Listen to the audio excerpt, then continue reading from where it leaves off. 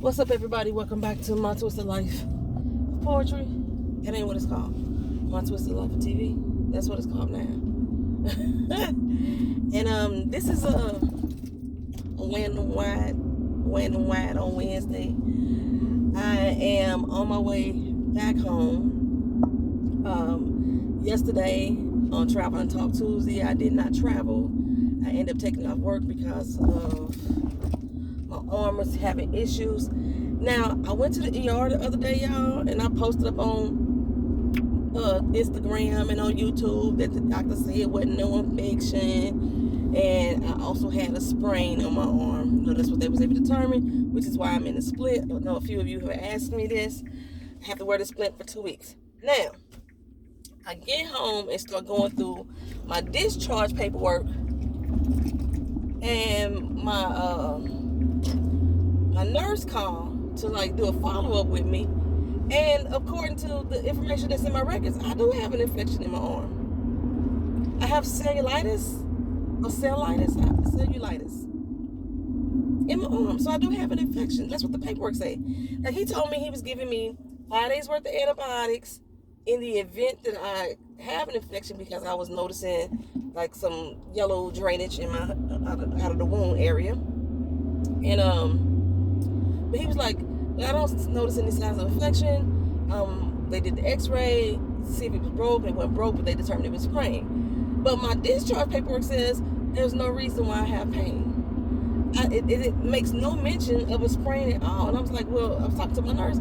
I said, well, why did he give me a splint if I don't have a sprain? And basically what the problem is that the splint, it's not too tight. It has this metal piece going down here, and we'd be working. I bend my hands a lot, right?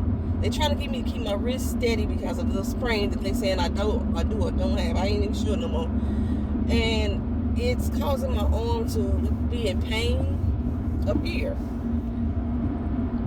and here from the metal hitting. So my arm was swollen, and it was hurting more than it was when I wasn't wearing the damn splint. So yeah, I didn't go to work yesterday. I went in on the system and I put in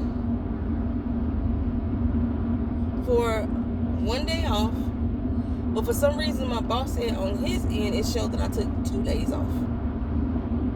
I didn't take 2, I took 1. However, y'all know how I feel about being at work.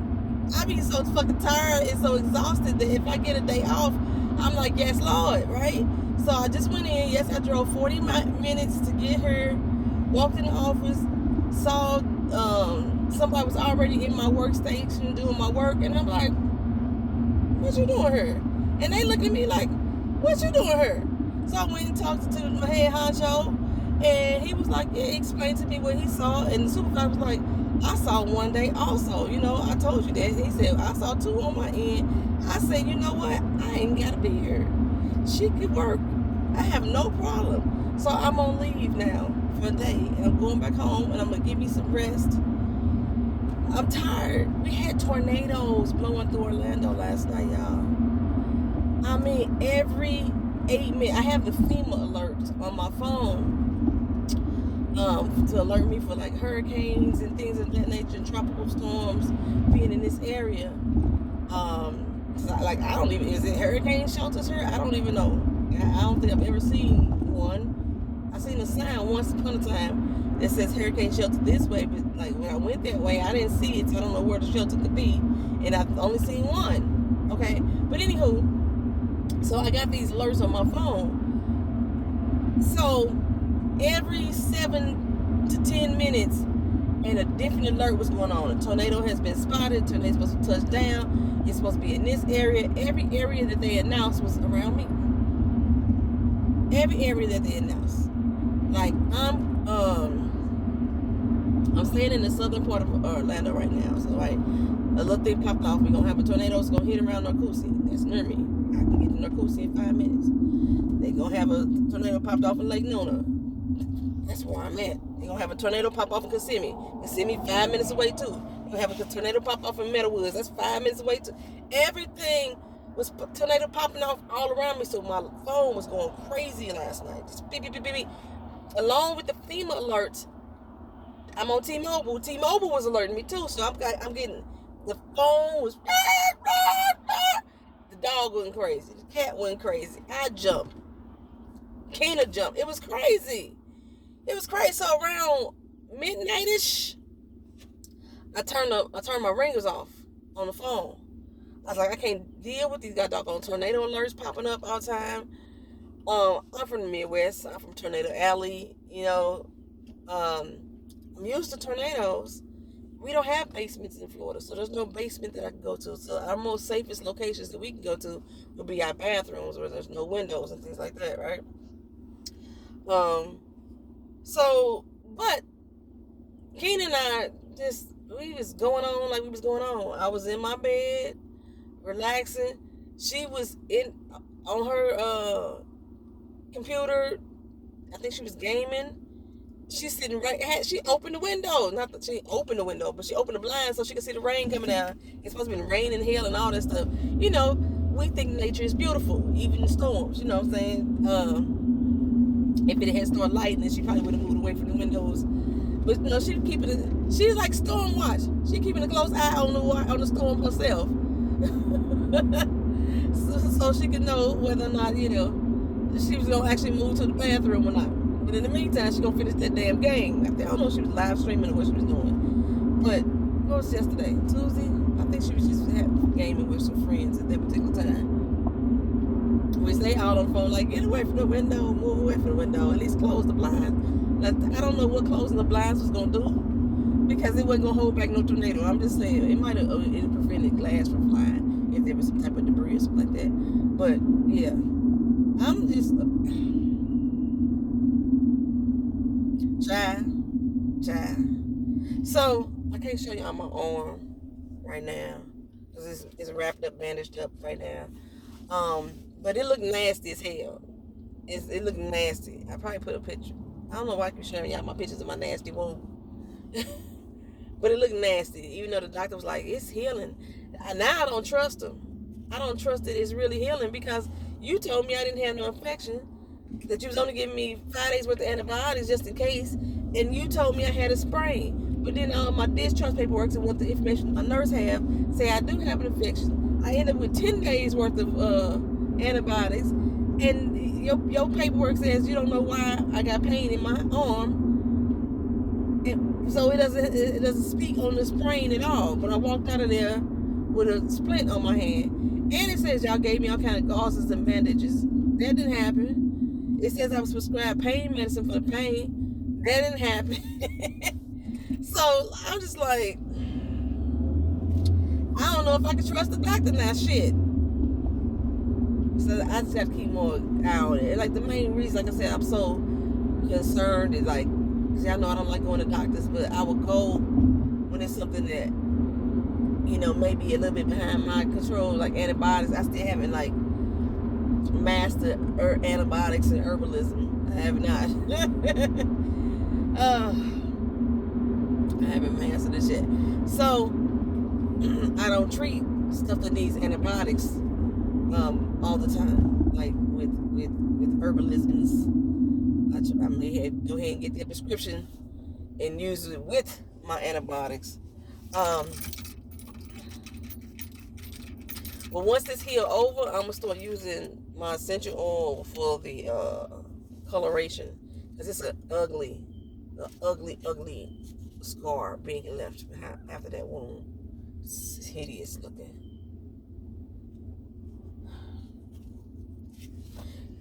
Anywho, so I get back home. My daughter's gonna be shocked that I'm home. She was shocked I was at home yesterday. She was like, "What you doing here?" Hey, mama sick. Your mama in pain.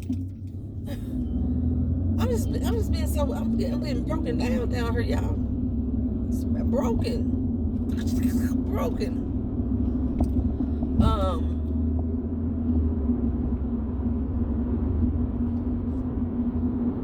So I forgot what I was gonna say. So I put up the Married at First Sight video yesterday, right? And a Sunday. I started putting up. It was probably around midnight when I started. I woke up Sunday morning and it was like failed. Upload had failed, so I couldn't. I started it over and tried again, and it was like upload had failed. Now, one of y'all said that y'all actually saw it, so I guess it just showed failed on my end, but it's gone now. It's been deleted now because with the failed file, because they said it wasn't working. I didn't think it was. You have to remove it in order for you to upload a similar thing with the same name. So Facebook wouldn't let YouTube wouldn't let me upload with the same name again, so I had to change the name of the title again, and like I said, fail. So I thought the file was corrupted, and so I had to just remove everything that did upload. But yeah, one of y'all said y'all did see it, so thank y'all. I appreciate it. You said I gave some good insight on the couples. I appreciate it. So I have to watch last night's episode. I didn't watch it because of how draining that crap is. I'm not making it my business to watch it on the same night that it airs any longer. I'm telling y'all, these reality TV shows is getting me. I'm telling y'all remember Bad Girls Club? It took me a while to start watching Bad Girls Club because these chicks was crazy. Because I think the whole point was to be in the house to fight. I think that's the whole point of the show. Live together. It was like the real world with a whole lot of physical confrontation. As long as they didn't punch each other in the face or use a weapon against them, then they were supposed to be alright. I think that's how it worked. They didn't get kicked out. Like other shows, you throw a punch, you get put off the earth, something like that. But Bad Girls Club came out. I think it was like 14 seasons of that. I don't remember exactly. And people were saying that they wanted to come back out again. But guess what they did, y'all? They bring out a Bad Boys Club. And as far as I'm mistaken, if I'm not mistaken, it's on Zeus Network. I don't even know how to get to Zeus Network. I know Jocelyn Hernandez shows on Zeus Network. But the Bad Boys Club is supposed to be structured the exact same way as the Bad Girls Club. So basically, you're going to watch a whole lot of fights between men. However, I believe they're all gay men, which I find strange. I guess they assume that straight men don't fight, or straight men not petty enough to fight. They are. They still will, because their egos have to be checked. But if I'm not mistaken, it's all gay men, which I find different than the Bad Girls Club, because the Bad Girls Club would have straight women and gay women all in the same house at the same time. So I don't understand why we couldn't do the same thing with the men. So correct me if I'm wrong, if you already seen the trailer or you know anything about it. But a lot of, at least 5 out of the cast members who are on the first show were on Love and Hip Hop. It's messy ass gay men. I mean, messy. Just messy.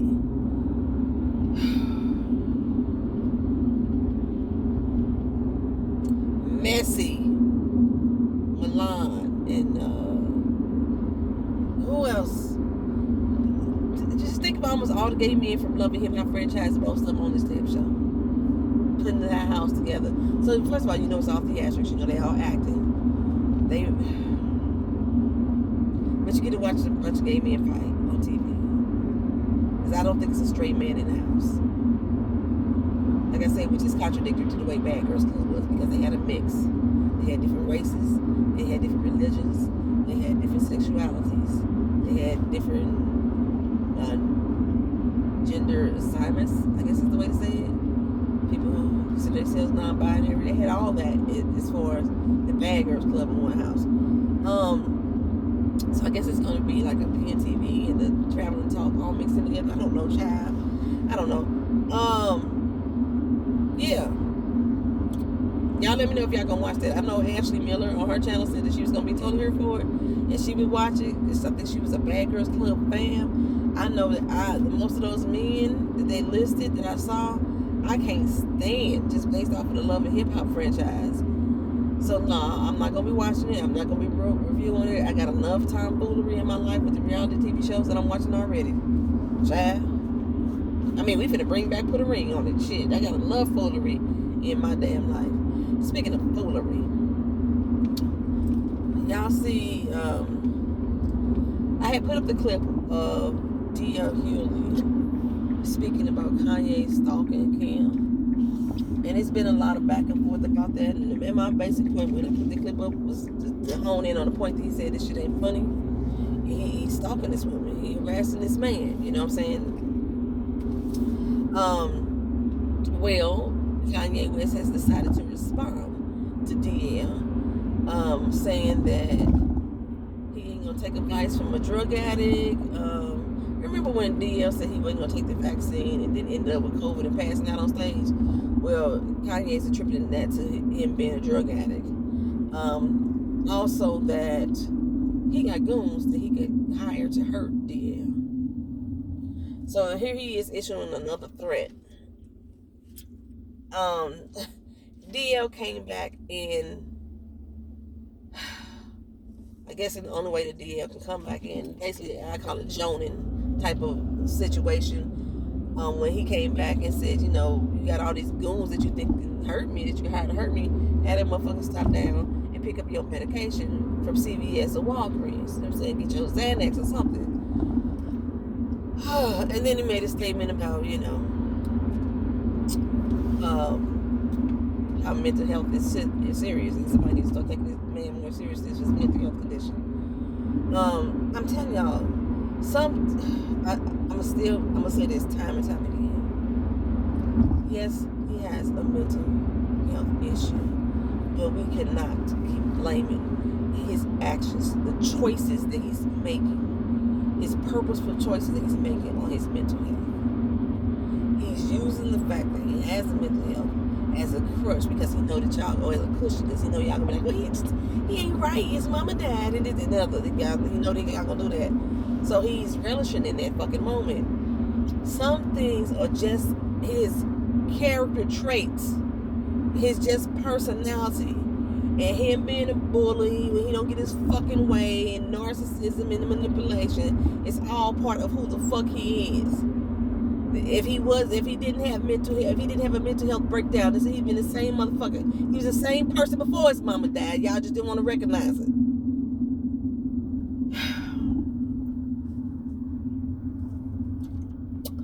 Anywho, Pete Davidson woke up and decided to, Pete Davidson did not wake up and decide to come back at Kanye's will. There was a text message exchange that happened supposedly between Pete Davidson and Kanye West. And both of them were, you know, saying that the text messages are true and accurate. But Pete ain't the one that shared them. One of Pete's friends decided to share those text messages. I guess to show that Pete ain't been sitting back idly and letting Kanye just talk crazy to him. So Pete's friend, shared those text messages, and then it became a thing. My problem with both of these situations is we have these woke conscious blacks, these overly conscious blacks,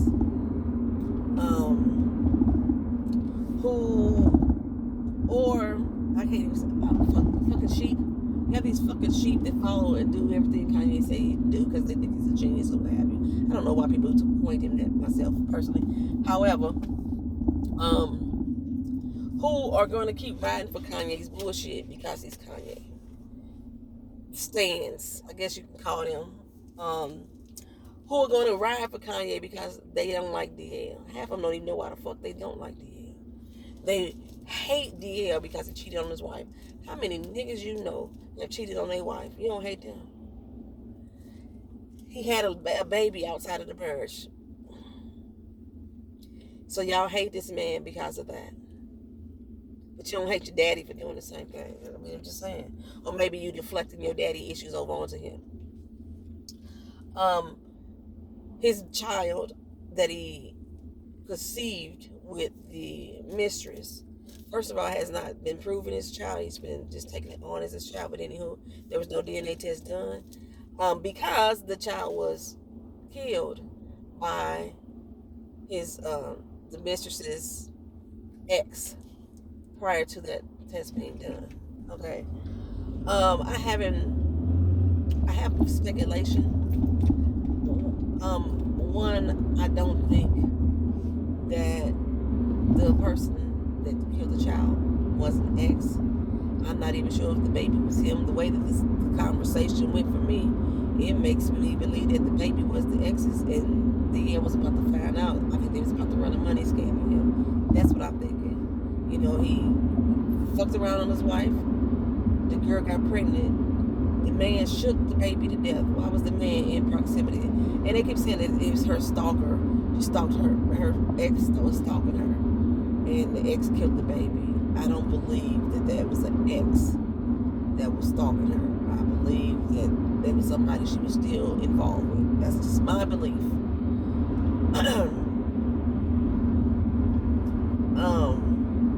And maybe she had convinced that man that the baby was his too.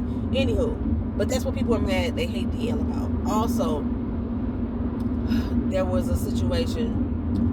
DL was on Sway, and it was talking about sexual abuse and believing women when they say they've been abused. And he made a statement how it hits home for him. This aired about 3 years ago. It hits home for him, the whole conversation, because there was a situation that happened with his youngest daughter, who had came to him saying that this man was sexually assaulting her, and he didn't believe her. And in that situation, he admits that the reason why he didn't believe her, because the dude was cool. He was hella cool. It was his friend. He didn't believe his friend could do such a thing. So he chose to believe his friend over his child. And so many people do when it comes to children being abused by friends or loved ones. A lot of times the parent who is being relayed this information just don't believe it or don't want to believe it, don't want to hear it. They may believe it but don't want to. They don't want to. They believe it but they don't want to hear it. You know what I'm saying? Now, the only reason why anybody in the world knows this is because DL actually spoke on it himself. The Love Child situation, I found out he did an interview with Oprah about that, but the assault on his daughter that he didn't believe, he spoke on it himself. Now, my thing with this, when he spoke on this, he made it clear that he was in the wrong for not believing his child. That he was supposed to be her protector, her father, you know, the one to make sure she stayed safe. And he failed as a parent. He is making the acknowledgement of what he did wrong. So from this point on, that point on,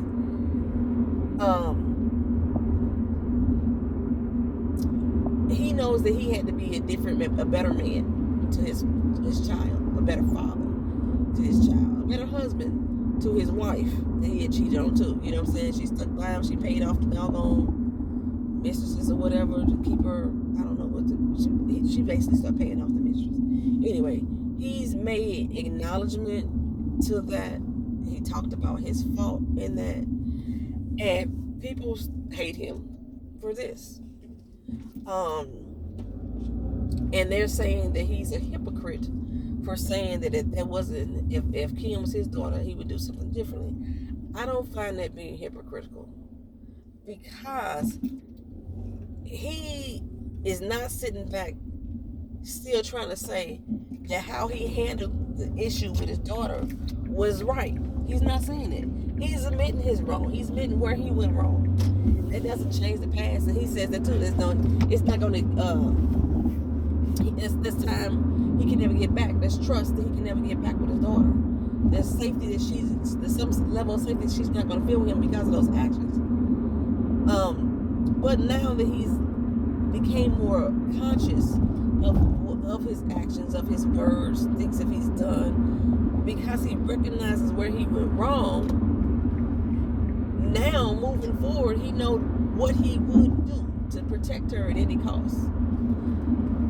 He gonna believe her first. He go, you know what I'm saying? That's why I don't get with people that ain't heard the man saying. He's not like the people that I grew up in my family who's still in denial, and I'm 48 years old right now, who's still in denial that about the people who sexually abused me and our family. They still in denial. They still don't want to talk about it. They don't want me to say Uncle Big Charles' name. He's actually never assaulted me. Uncle Leon is the one who assaulted me, but Uncle Big Charles was a whole bunch of other family members. They don't want me to say that though. I can sit down and have conversations, and I still hear, I didn't know. You was a fucking lie. You knew. You know what I'm saying? You know, he's not doing that. He's taking acknowledgement and ownership of the fact that he was a fucked up father for doing that. But people just won't let that shit go. I guess people don't believe in growth. Like I said, that motherfucker has said some shit that I've questioned. I'm like, shut the fuck up sometimes. You know, sometimes he says some stupid ass remarks. He says some misogynist ass remarks. But sometimes when people just speaking their truth, the truth is the truth.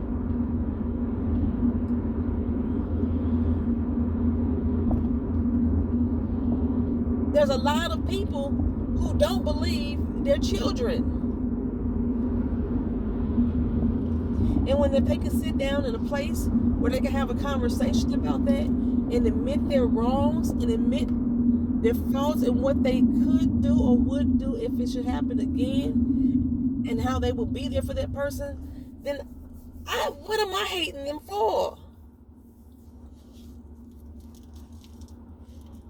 But that's what people are hating him and saying that he is a hypocrite and shouldn't speak on Kim and Kanye's situation because he didn't protect his daughter. Why can't he speak on it? Somebody who's actually been through it, somebody who's actually been through it, who's recognized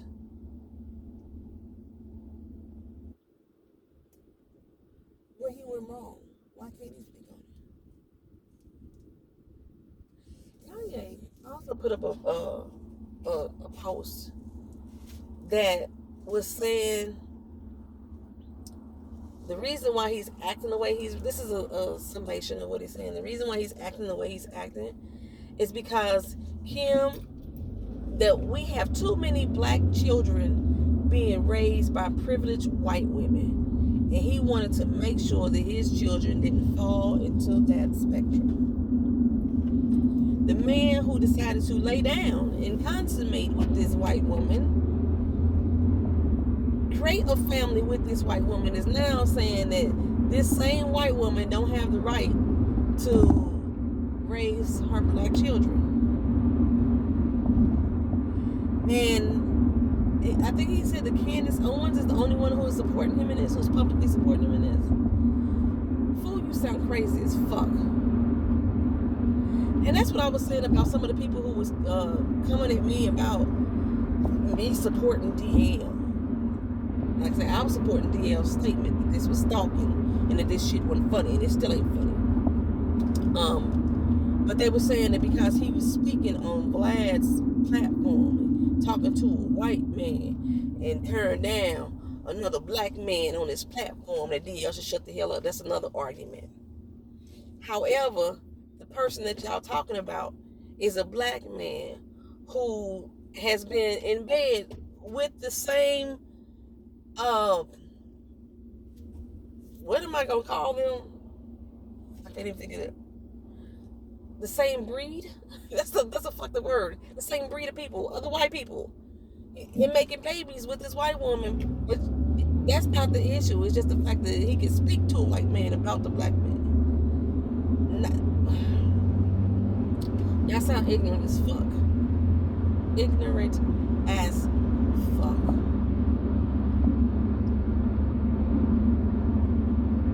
It annoys me to the 10th power, to the 12th power, to the 13th power.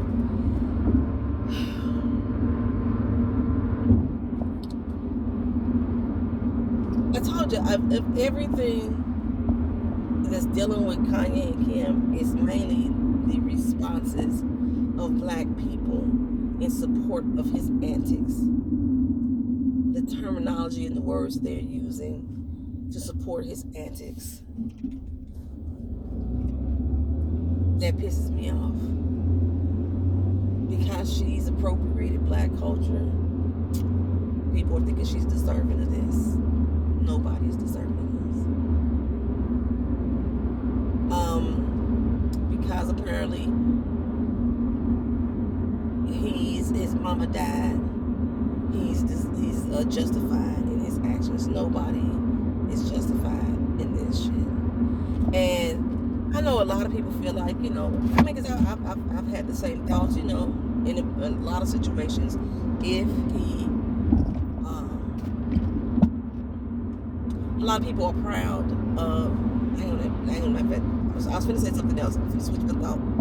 So a lot of people are proud that he is doing this and getting away with it, because most black men wouldn't be. So they feel like they're having a proud moment. I don't understand that mentality.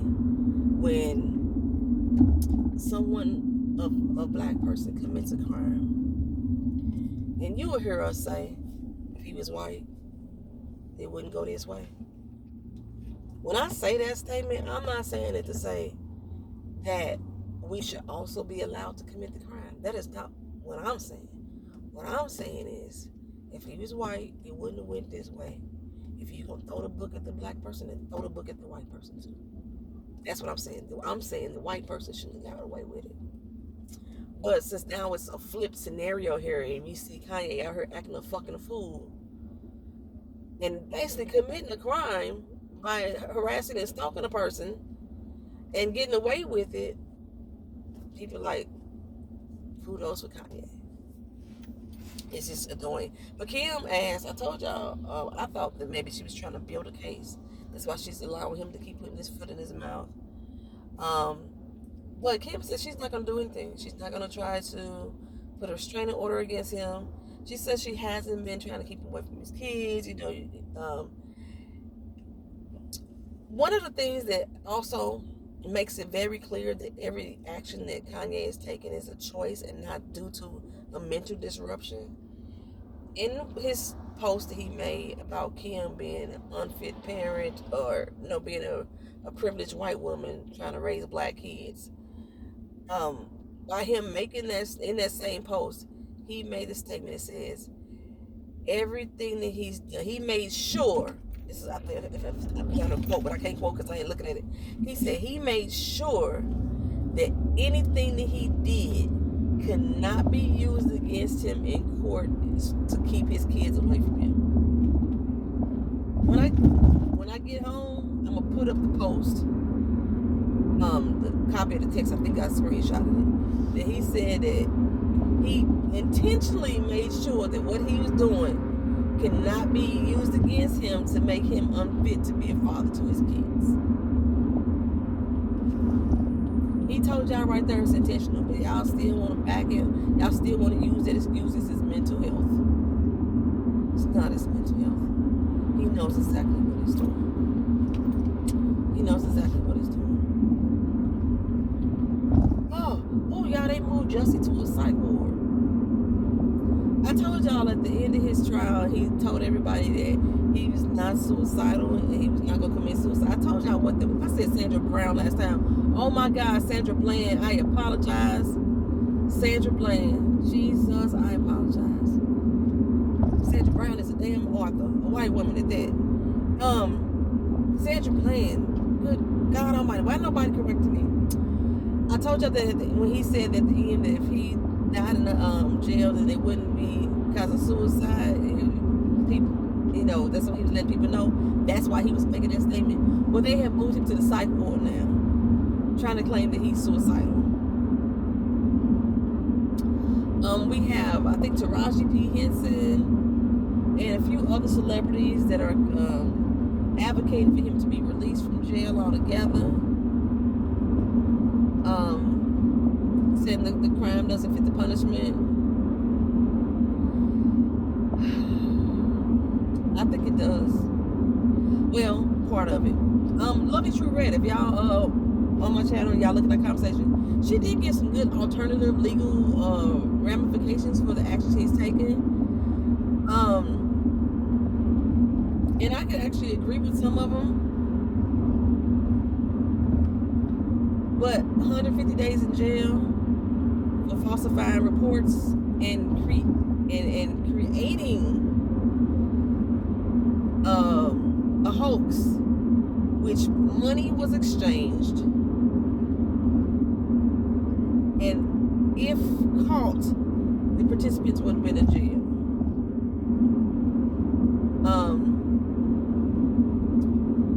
I think that does warrant some jail time. But as I stated before, I think anybody who lies on another person to the police, where it can cause them loss of life, by life itself, by breathing, or life by being incarcerated, and they find out that they are telling lies to these people, that motherfuckers should go to jail. Personally, I think that they should get the same motherfucking time that the crime that fits the crime that they were trying to falsify, the hoax. That's my personal opinion. But in Justy's case, his 150 days, I do not think that is extensive at all.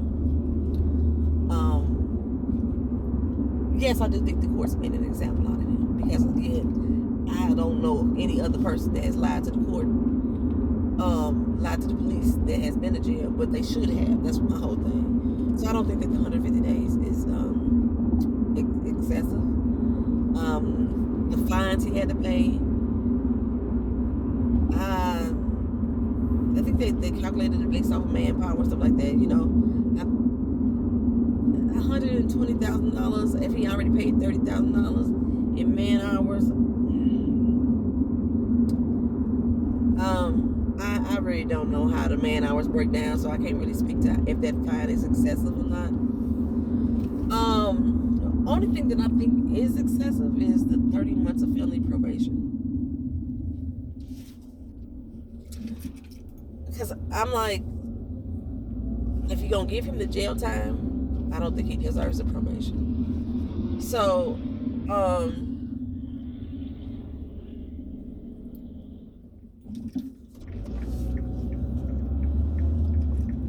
should he get probation without the jail time at all? That's a possibility. 30 months, that's almost 3 years of felony probation. That could have been in place of the 150 days in jail. That could have been as well. So for him to get both, I don't think that was, I don't think that sentence was fitting at all. I don't think that sentence was fitting. One or the other. And me personally, jail. Me personally, jail.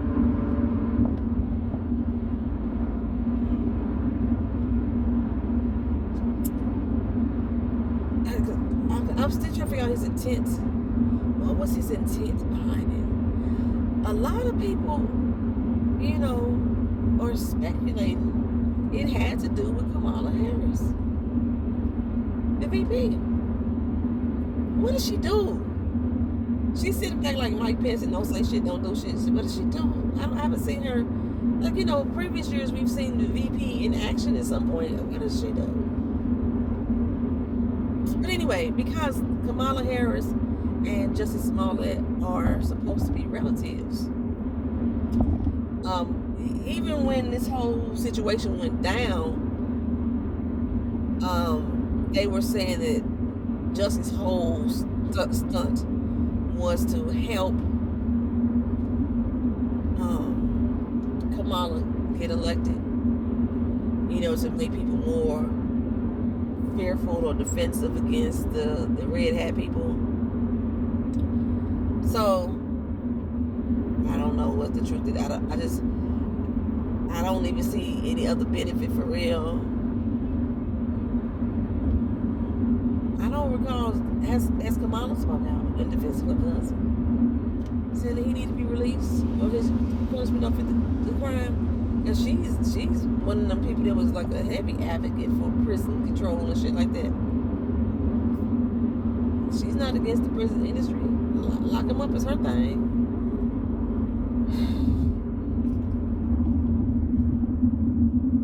Oh yes, I'm not going that way. So I don't know. Y'all let me know if Kamala has said anything in regards to justice. But that's one of the theories that's been floating around out there since it started. This ain't a new theory. If y'all see it now and talking about it now, it's nothing new.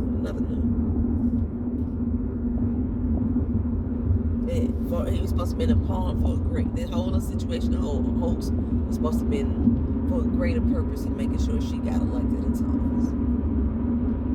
That's one of the stories that I heard. I have no proof. I haven't even really dig deeper or researched it deeper because I'm not. Other than the headlines, I don't like really follow Jussie. I don't like Kamala.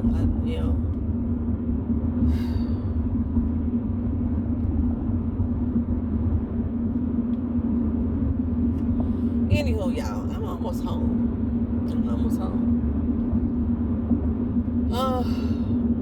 I got some things I need to do. I still have not got out all of my samples that I was supposed to mail out. They're still be rolling out. I ended up with more samples being sent out than I expected, and that's my fault.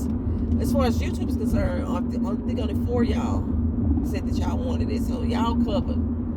It's just I had some other people because I'm testing out in other arenas other than just YouTube for the natural deodorant. So those samples that come out, plus I'm doing a facial moisturizer, and I still had to get those samples out the people.